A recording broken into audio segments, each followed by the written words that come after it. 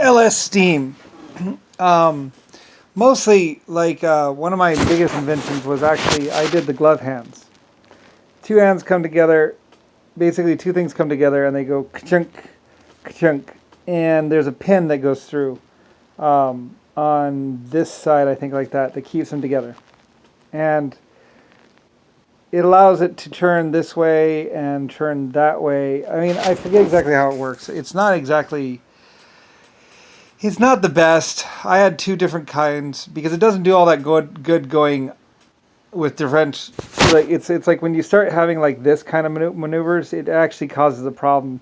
I invented the glove hands basically, so they lock together, and then there's a pin on this side or that side. There's a couple different ones where they did a couple different things where it locks together. That was my invention, was the glove hands.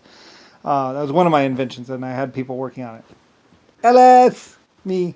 And became very popular, and people liked it, and it's used on all my trains. Another invention, though, and I don't know if I invented this one or not, was it's just basically you have a bar, and the thingy comes and it goes clunk, and it has a spring on it, and basically it's a spring and a hook, and it goes chink over it, and then it just grabs the bar and pulls. And then there's a pin or something that we had, or something, a safety system. But basically my steam engines and everything came in two different types. The glove hands and the bar and hook type. But there are some problems where with those kind, I think they tend to like come together and come apart. Like if you don't keep constant power on it, like on certain things, like on the flat planes, the trains would be going clunk, clunk, clunk, clunk, back and forth together, and it causes a problem. Sometimes it can break the thing, and then ching, it's free, it's loose, ah! Hoses go everywhere, and basically the train keeps going. And yeah, the steel on the little eye, they had a little bit of problem where the steel would that little shackle thing would break loose sometimes. I mean, when you're pulling like 5,000 tons or something like that, yeah, you can't. Some things work better with small trains and everything. Another thing was the wheel dump, where you have a bar sitting at the side of the road, and a wheel comes down, and there's a wheel, and it basically grabs it and pushes it over and just dumps it mechanically. But a lot of my engines came in two different types. The kind with the transmission, where it's just a diesel and a direct drive, just like a dump truck or a truck, where you just go clunk, and you just put it in gear, and it's just like a car, where you just like shift it and put the pedal down and you just drive along. Anyway, and that's one of my great big huge like engines. What happened was basically I had steam engines like crazy, and I had the whole steam market locked up, and pretty much, and I started doing some gas engine stuff. I started like messing around with gas engine stuff, and I had a little bit of gas engine stuff. And then a bunch of people went out there and they sold all these gas engines, and they sold all this stuff. But they didn't necessarily, the gas engines technology wasn't perfected, and I wasn't even really worrying about it. I was doing all diesel engines and all that other stuff. And I had a couple really well-built gas engines out there, or diesel engines out there. I was like, well, gas doesn't really work. I mean, diesel engines, basically. I had a couple really well-built diesel engines. But this one guy wanted to do gas, like Ford or somebody wanted to do all gas. And like I say, I didn't really lock down the gas engine market. I didn't really have all the patents. I was just doing, I just bought all the diesel engine patents and all the oil engine patents, basically. I had those. And so I was doing diesel and oil, and so it just left a gap where there's a whole bunch of room for gas engines. So all these guys went out and they sold all these gas engines and built all these gas engines, and basically they lost their ass, just basically because they all broke, and they're all junk within 3 or 4 years. And everyone ended up hating and basically ran back to them and was like, money, money, money, money, and they were like guns, blah blah blah blah blah, and basically everyone hated the gas engines.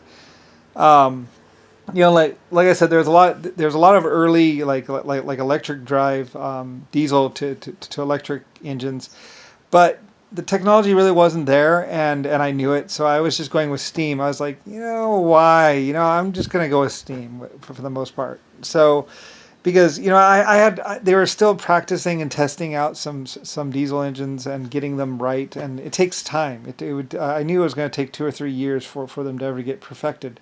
So my people were busy working, trying to get it perfected, trying to get them good enough. And a bunch of these people just ran out and sold all these things and got all this money or got all this whatever. And basically they left a big bad taste in the mouth of a lot of people because, they were junk. They're absolute pieces of junk. Gas engines, they didn't have the power. It didn't work at all up at high altitude. Like, you have to change the piston size. If you're going to run at 12,000 feet, you got to have an engine built to run at 12,000 feet without a turbocharger. With a turbocharger, yes, it can run. So, but steam engines don't have that problem. So I was just happily making steam engines, la la la la la la la la, LS steam, la la la la la la la, just like a happy person, just like do do do do do do do. And a lot of these people just rushed out to the market to try and try and buy me up or take me out, and they sold all this stuff, and they produced all this stuff, and they made all this stuff, and they sold it real quick, and they did all this stuff, and into the ground, because the technology wasn't there. And a lot of people eventually scrapped out their gas engines, their gas train engines, or the gas engines for my diesels, or for my steam engines. They liked my steam engines. My steam engines were reliable. They were good. They ran on just about anything.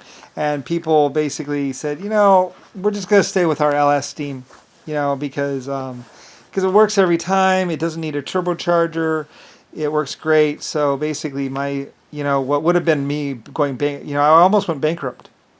And the truth was, I just couldn't build enough steam engines. Like, everybody wanted a steam engine from me. Everyone wanted a steam engine from me. And because my steam engines were really good and they worked really well. So anyway, a lot of people ended up returning there's a lot of gas trains actually built, and a lot of gas cars that were built back in the day. And you would notice that they were actually all returned. Any of them that were made between 1800 and 1900 were actually returned and actually scrapped and turned into steam engines, because my steam cars worked. My steam trains worked. And people would say, well, they run and they work at high altitude. A lot of these cars, like, literally you'd get up to high altitude and they go and you'd see them with people hauling them with horses. Anyway, so yeah. So basically those people who invested early and spent a lot of money and spent a lot of time and bought the early gasoline cars and everything else, basically they returned them. They didn't like them. And then I was like, yes, sir. We will take yours in trade. It's okay. I understand. And like, we took them in trade and we melted them down and turned them into steam engines. So LS, I never, my group, my money, about the only way that they could take me down was actually by shooting all my people and killing all my people. And they couldn't really do that. So LS was here to stay, as they say. There is no removing LS or LC. Me. I'm also Epic Creator, so, I had all the best stuff anyway. And then eventually I did release the first diesel engine, and I did it right, and we pulled it. It was finally tried and true. We tested it and tested it and tested it and tested it, and then we put it through every single possible nightmare test it could possibly endure, and it passed. So we started selling them. So anyway, like I said, anything that I ever sold worked. If it didn't work, then I didn't sell it. We tested it first, and then we said, no, this thing's junk. We got to fix it. So anyway, and then when we finally got it working right, then we sold it, because I wouldn't sell anything that wasn't working good. So anyway, LS. Alas, there was no taking you down, they would say. The Irish would laugh.